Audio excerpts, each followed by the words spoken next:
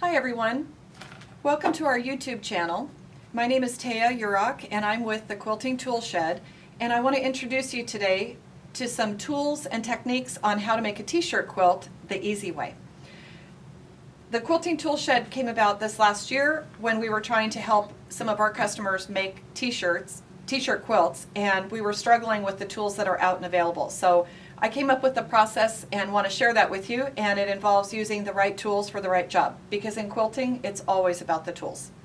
We are doing a T-Shirt Quilt Challenge starting October 15th, 2020, and it will go through December 15th, 2020. There's no purchase required. You can watch our videos and get all the help you need. If you have some of these tools already, that's great. It's going to make it easier for you. But if you don't have the tools, they are available on our website at thequiltingtoolshed.com. To start out with, we want to gather up some of our tools that are going to make this process easier. And the first thing you're going to need is an 18-inch by 24-inch cutting mat. You're going to need a good rotary cutter with a clean good rotary cutter with a fresh blade. You're going to want a 20-inch silicone mat with measurements at 1 inch all the way around. This is available exclusively through the quiltingtoolshed.com. And having a wool mat that is big enough, I just brought my ironing board cover, which is put out by the woollyfeltedwonders.com people. That would be us. woollyfeltedwonders.com. I like this thinner mat, and what I've done is I've put a non-stick sheet underneath, and what this does is it keeps the moisture from going through, and it reflects the heat back up into the mat, so you get double duty that way. Keeps your surface underneath from getting wet and reflects the heat back up into the mat so that it stays hot and you're getting a good press on both sides of whatever you're working on. The other thing that we're going to want to make sure we have is our mesh ironing mat. You won't use this until the next video, but I want to make sure that we have that available and ready to go. You're also going to want to have some of these medium clips out of our set of clips. If you have these already, that's great. What we're looking for specifically is this style and size of clip. You can see that it has a good 1/2 inch holder edge to hold your t-shirt quilt pieces together while we're sewing, and it's really stable. It's a great way to do it. So we're going to use the medium clips out of our sets here, or if you already have some medium clips, that's great. And we're also going to be using our tweezers with the sharp tip, and our scissors, our curved scissors, when we're cutting our threads at the sewing machine. So we'll keep those available and handy, and that's what we're going to use when we get started here.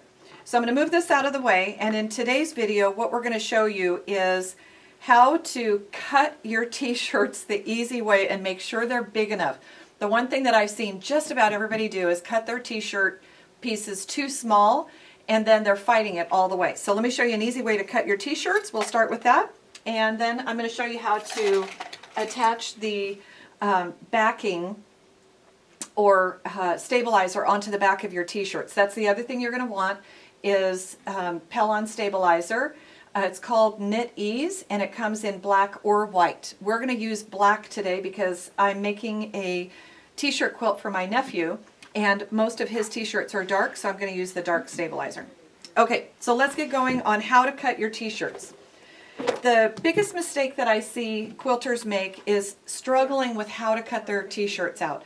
Most t-shirts are large to extra large, and those will fit on an 18 by 24-inch mat. So the other thing to think about is that you have two sides to every t-shirt.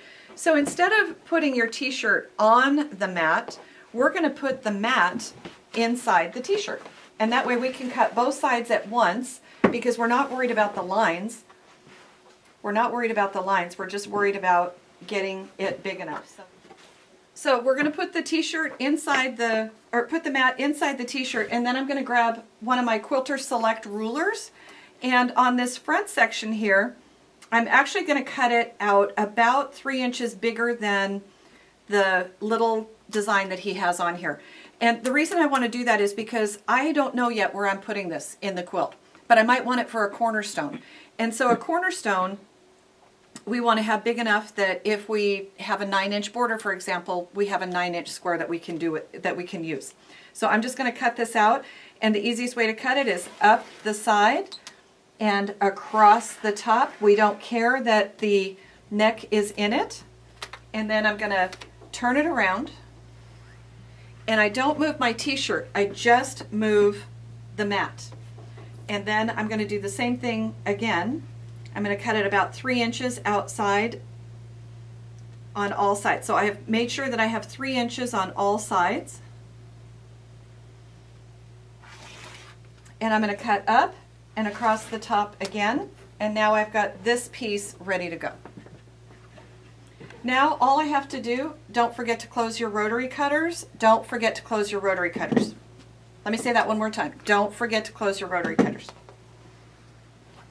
Now I'm going to just flip over the t-shirt. I'm going to flip it over.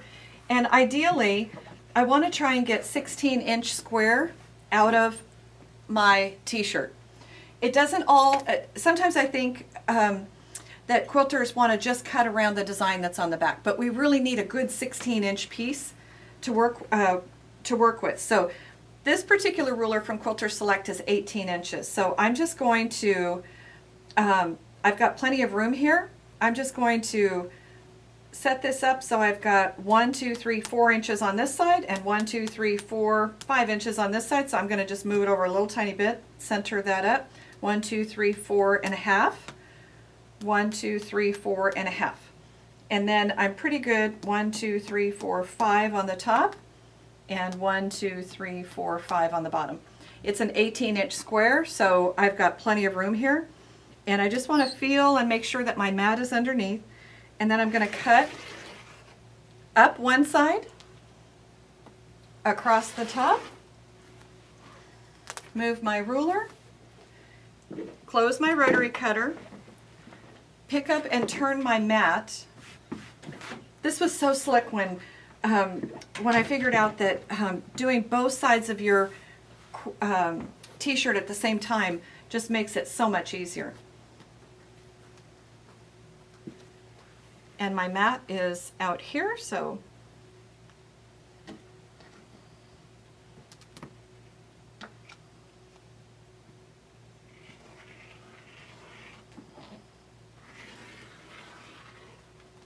and I'm going to cut across the top. So you always can get 2 cuts every single time that you have your ruler down.